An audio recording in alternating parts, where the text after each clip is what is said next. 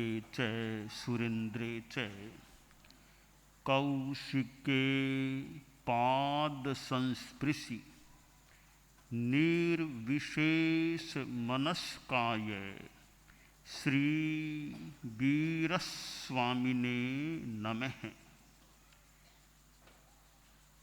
कुमार श्रमण केशी एक महान ज्ञानी व्यक्तित्व थे। मानो इस आरहत शासन के कोई विशिष्ट तारे या नक्षत्र थे और जिनके पास लगता है एक समझाने का और तर्कों का अच्छा उत्तर देने का भी एक सामर्थ्य रहा होगा। राजा प्रदेशी जैसे नास्तिक आदमी को उन्होंने आस्तिक बनाने में सफलता प्राप्त कर ली। एक जो प्रभावशाली व्यक्ति होता है, मुखिया होता है, नगर का राज्य का प्रमुख होता है और वो नास्तिक विचारधारा का हो, उसे कोई ज्ञानी साधु नास्तिक से आस्तिक बना दे, मिथ्यात्वी से सम्यक्त्वी बना दे और अव्रति से कुछ देशव्रति भी बना दे तो कितना बड़ा एक कार्य हो जाता है। राजा प्रदेशी कुमार श्रमण केशी से मिले, नास्तिक आदमी थे और साधु संतों से मानो कोई विशेष प्रेम, राग, अनुराग, भक्ति नहीं रखने वाले, पर योजनाबद्ध तरीके से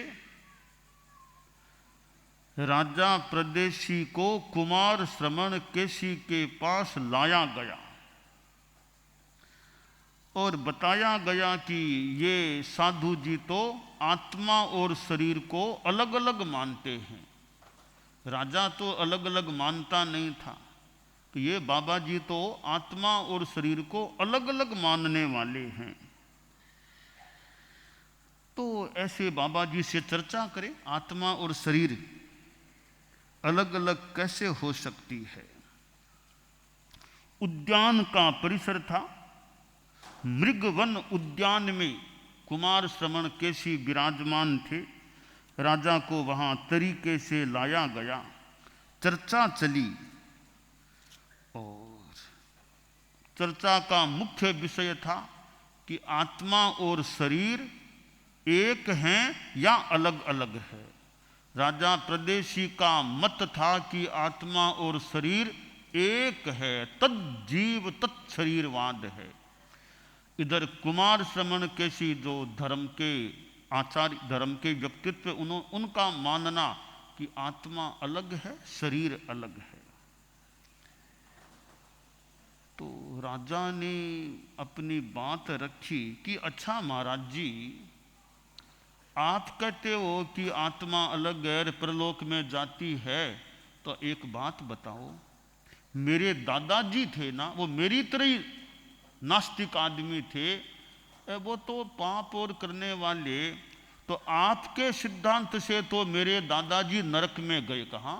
हमारे सिद्धांत से नरक में गए हो सकते हैं। का एक बार मेरे दादाजी आकर के मुझे बोल दे कि पोता, मैंने धर्म नहीं किया, पाप किया, इसलिए नरक में गया हूं, तुम पाप मत करो ताकि नरक में न जाना पड़े। मेरे दादाजी यह आकर के मुझे कह दें तो मैं मान लूं कि आपकी बात ठीक है कि आत्मा है, वो पुनर्जन्म होता है, आगे जाती है। कुमार श्रमण केशी ने कहा कि राजन, यह संभव बात नहीं लग रही है।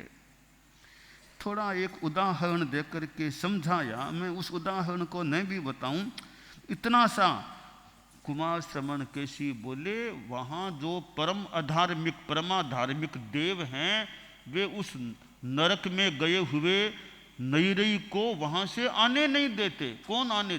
उदाहरण के लिए हम एक स्थूल कुमार श्रवण केसी ने दिया, मैं थोड़ा दूसरा उदाहरण देना चाहूंगा कि एक महा अपराधी है, उसको जेल में बंद किया हुआ है, वो कह दे मैं छोड़ दो मैं तो जाऊंगा, तो क्या उसको कोई जाने देगा क्या, महा अपराधी आदमी को? तो इसी प्रकार का वो अब तुम्हारा दादा है, पापी था, नरक में गया, उसको वे परमा धार्मिक देव आने ही नहीं देते। तो कहा अच्छा बाबा जी एक बात, दूसरी बात बताओ, मेरी दादी जी थी ना, दादी, वो बड़ी आप लोगों की भक्ता, बहुत धर्म, वो आपके वो धर्म ध्यान जाप आदि यानी धर्म ध्यान करने वाली थी मेरी दादी जी, वो आपके हिसाब से मर करके देवलोक में स्वर्ग में गई है। तो वो आकर के मुझे कह दे कि पोता मैंने धर्म किया, ऊपर देवलोक में गई हूं, तुम भी धर्म करो, अच्छी गति मिलेगी, तो मैं फिर भी आपकी बात मान लूं कि आत्मा अलग है, शरीर अलग है। कुमार श्रवण केसी ने कहा तुम्हारी दादी देवलोक से आए कैसे? देवलोक से न आने के भी कई कारण हैं। एक कारण है कि वो देवलोक के देव हैं, उनको मनुष्य लोक के तरफ दुर्गंध आती है, इस वो दुर्गंध के कारण से वो यहां आना नहीं चाहते, इसलिए तुम्हारी दादी यहां आ नहीं सकती। कि जैसे देखो कि तुम हो मान लो और कहीं पूजा करने के लिए स्नान करके सज धज करके पूजा सामग्री लेकर के देवालय की ओर जा रहे हो, पूजा करने के लिए जा रहे हो, और मार्ग में कोई शौचालय में बैठा आदमी कहे एक बार शौचालय में आके मेरे से बात कर लो, क्या तुम बीच में शौचालय में जाओगे जब तुम मंदिर में जा रहे हो? ना ना बिल्कुल नहीं जाऊंगा। तो इसी तरह तुम्हारी दादी भी, उसको यह मनुष्य लोक में बदबू आती है, इसलिए वो यहाँ आ नहीं सकती। तो कहा महाराज ये तो ठीक है आपकी बात है, पर आत्मा अलग तो कैसे हो सकती है शरीर से? आत्मा शरीर तो एक ही है, दो थोड़ी हो सकते हैं गुरु जी बाबा जी, ये दो वाली बात अभी बैठ नहीं रही है। देखो बाबा जी एक बात आपको बताऊं मैं, बोलो, कि एक बार एक चोर पकड़ा गया, हमारे यहाँ राज्य में चोर पकड़ा गया, तो हमने उनको दंड यह दिया कि इसको जीवित ही लोह कुंभी में डाल दिया जाए। डाल दिया गया, बिल्कुल उसको एकदम बंद पैक कर दिया गया, चारों ओर रक्षक तैनात कर दिए, कोई छिद्र भी न हो कहीं उसके निकलने का। कुछ दिनों के बाद हमने कुंभी को खुलवाया, खुला, चोर मरा हुआ था, मर गया था, परंतु वो कुंभी जो लोह की थी कहीं एक भी छिद्र नहीं था। अगर आत्मा नाम की कोई चीज होती तो वो आत्मा बाहर निकली है तो कुंभी में कहीं छिद्र होना चाहिए, तब आत्मा बाहर निकली है। वो चोर मरा हुआ है तो आत्मा होती तो कोई छेद होना चाहिए था, कुंभी में छेद हुआ नहीं। इसका मतलब है आत्मा नाम की कोई चीज नहीं है, वो शरीर है, उसको आत्मा कह दो शरीर कह दो, एक ही चीज है। इससे मेरी बात सिद्ध होती है कि आत्मा नाम की कोई चीज अलग से नहीं होती है। तब कुमार श्रवण केसी बोले राजन देखो तुम्हारी बात सही नहीं बैठेगी। कैसे? कि देखो एक कोई कूटाकार शाला है, गुप्त द्वार वाली है, जहां हवा भी न जा सके, उसमें कोई आदमी को रख दिया गया, बिल्कुल एकदम पैक कर दिया गया है। अब वो अंदर कोई भेरी बजाता है, भेरी बजाता है तो वो भेरी की आवाज बाहर आती है या नहीं? एकदम पैक है वो, कहीं कोई छिद्र भी नहीं है। राजा बोला बाबा जी आवाज तो बाहर आती है, भेरी की आवाज तो बाहर सुनाई देती है। कि आवाज बाहर कैसे आ गई? आवाज तो आती है, जैसे आवाज वो एकदम पैक कूटाकार साला तो भी बाहर हमें सुनाई दे सकती है, इसी प्रकार जो जीव है बिना कहीं छेद किए भी वो जीव बाहर निकल सकता है, आत्मा बाहर निकल सकती है। दीवार से बाहर शब्द आ सकता है तो आत्मा क्यों नहीं आ सकती? अब वो चुप हो गया लगता है प्रदेशी, इसका तो वापिस बात को काटने का कोई आधार नहीं है। तो महाराज एक बार और सुनिए, एक चोर आया था, पकड़ा गया, हमने उसका पहले वजन किया और वजन करने के बाद मान लो उसको मार दिया गया, डेथ हो गई, और दोबारा फिर उसका वजन किया मारने के बाद, तो जीवित अवस्था में मारने के बाद दोनों समय वजन एक समान था। अगर आत्मा जैसी कोई चीज होती वो बाहर निकलती तो वजन थोड़ा कम होना चाहिए था, वजन कम हुआ नहीं, इसका मतलब आत्मा जैसी कोई चीज नहीं होती है। तो कुमार श्रवण जी ने, केसी जी ने कहा, रे राजन ये वजन वाली बात बैठ नहीं सकती। क्यों? कि कोई हवा से भरी हुई दीबड़ी है, मशक है, हवा भरने से पहले वजन करो और हवा भरने के बाद वजन करो, फर्क पड़ेगा? उसमें तो फर्क नहीं पड़ेगा। क्या फर्क पड़ेगा? जैसे हवा के भरने से भी बाहर हवा नहीं तो भी एक समान वजन तुम बता रहे हो, इसी प्रकार आत्मा वो बाहर निकल जाए अंदर हो, कोई वजन में फर्क नहीं पड़ता है। तो आत्मा तो अगुरु लघु है, उसका वजन नहीं होता है।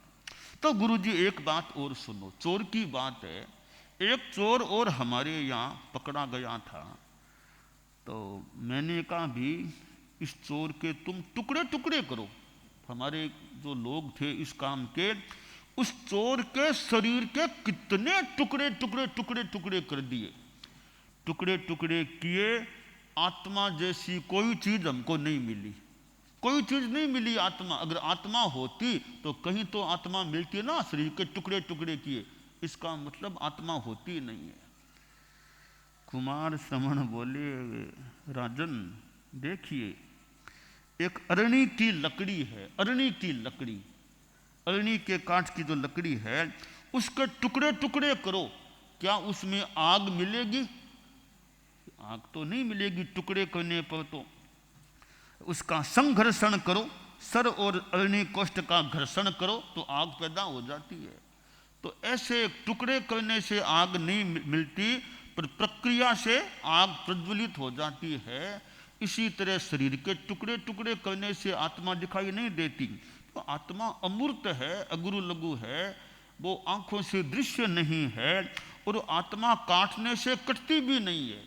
शरीर के भले टुकड़े टुकड़े हो जाए, आत्मा के कोई टुकड़े नहीं कर सकता, वो ऐसा द्रव्य है।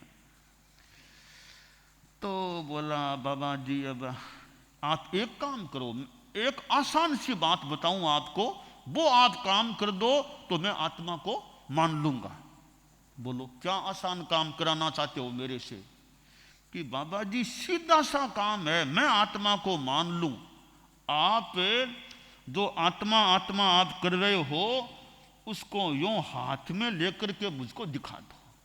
आप आत्मा को हाथ में आंवले की तरह हाथ में लेकर दिखा दो, मैं आपको अभी आत्मा को मान लूंगा। यह काम आप करके दिखाओ मुझे, आप आत्मा को हाथ में लो, दिखाओ मुझे।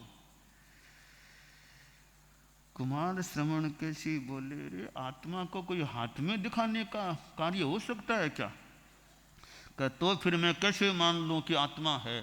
तो एक काम तुम बता मुझे बात। तो सामने पेड़ हैं, पेड़ थोड़ा स्पंदन या पेड़ के पत्ते क्या हिल रहे हैं? हाँ पत्ते हिल रहे हैं ना। तो बताओ पत्ते क्यों हिल रहे हैं? कहा बाबा जी इसमें क्या बताना, हवा चल रही है और पत्ते हिल रहे हैं। तो मैं थोड़ा अपनी भाषा में बताऊं कुमार श्रवण केसी की ओर से, कि राजन तुम मुझे हवा को हाथ में लेकर दिखाओ, हवा कैसी, मैं देखना चाहता हूं हवा कैसी है, मुझे हाथ में लेकर दिखाता हूं। बाबा जी हवा को तो हाथ में लेकर कैसे दिखाया? तुम हवा को हाथ में लेकर नहीं दिखा सकते तो मैं आत्मा को कैसे हाथ में लेकर दिखा सकता हूं? और भी पूछा, महाराज आत्मा आप बताओ, कुंथु की हाथी की आत्मा एक समान है, कैसे है? कुमार श्रमण ने कहा भी आत्मा की बात बताई कि ये आत्मा है वो एक प्रकार की है, पर वो जैसा शरीर मिलता है उसके अनुसार वो छोटे बड़े रूप में फैल सकती है, संकुचित विकुचित हो सकती है। आखिर वो कई प्रकार के यूं प्रश्न उत्तर हुए। अब राजा थोड़ा सा ढल गया, थोड़ा सा नम गया। बोला, गुरुजी बाबा जी आपने बहुत बातें बताई हैं, ये आत्मा के मेरे प्रश्नों के बहुत उत्तर दे दिए हैं। आपकी बात लगती तो ठीक ही है कि आत्मा है, शरीर अलग है, पर गुरुजी एक कठिनाई है, एक समस्या है। वो मैं बता दूं आपको कि आपकी बात तो मोटा मोटी ठीक लग रही है, पर हमारे कुल की हमारी परंपरा है, हम आत्मा को मानते नहीं है, हम तो नास्तिक परंपरा के लोग हैं। तो ये मेरी जो मान्यता, इतने वर्षों की पालित पोषित मेरी मान्यता है कि आत्मा अलग से कुछ नहीं होती। मैं अपनी मान्यता को तो गुरुजी कैसे छोड़ दूं? हमारी पुरानी मान्यता जो है उसको तो गुरुजी मैं कैसे छोड़ दूं? आपकी बात तो मुझे ठीक लग रही है, पर मेरी मान्यता को मैं कैसे छोड़ दूं गुरुजी, कैसे छोड़ दूं गुरुजी?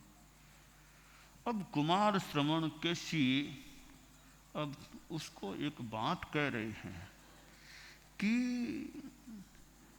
अपनी मान्यता को तुम नहीं छोड़ सकते, यह तुम्हारी कमजोरी है ना।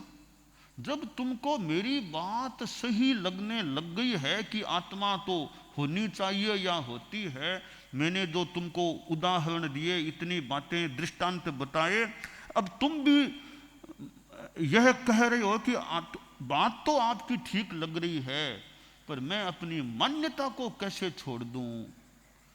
तो मान्यता को नहीं छोड़ोगे तुम लो बाणिये के साथी बन जाओगे, लो बाणिये के साथी। अगर गलत मान्यता लग गई फिर भी नहीं छोड़ते हो, तुम तो रूढ़िवादी आदमी हो जाओगे। जैसा गुरुदेव तुलसी के गीत में कहा गया है, केवल रूढ़ी में पढ़ कर, केवल रूढ़ी मिथ्या आग्रह में अड़कर, मिथ्या आग्रह में सिर पर लोहे का भारण ढोना चाहिए, सिर पर लोहे का भारण ढोना चाहिए, हृदय को धोना चाहिए कि पावन होना चाहिए। यह है जगने की बेला, अब ना सोना चाहिए।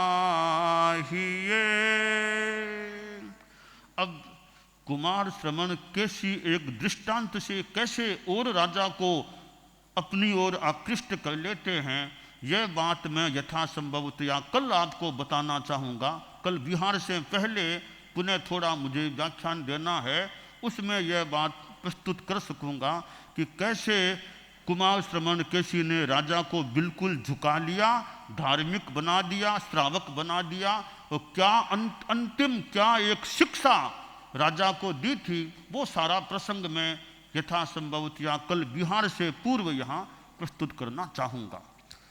तो यह हमारा चतुर्मास का क्रम जो संपन्न होने जा रहा है। पक्षी आज चतुर्मासिक पक्षी भी आज है, जो 20 लोगस का ध्यान करके हमें आज की चातुर्मासिक पक्षी को मानो उपहार भेंटना देना है, 20 लोगस का ध्यान करके। तो यह हमारे में आत्मवाद, कर्मवाद, आत्मा हमारी कैसे पाप से बचे, इन बातों का हमारी आत्मा पर प्रभाव पड़ता रहे, हम कल्याण की दिशा में आगे बढ़े, यह काम्य है।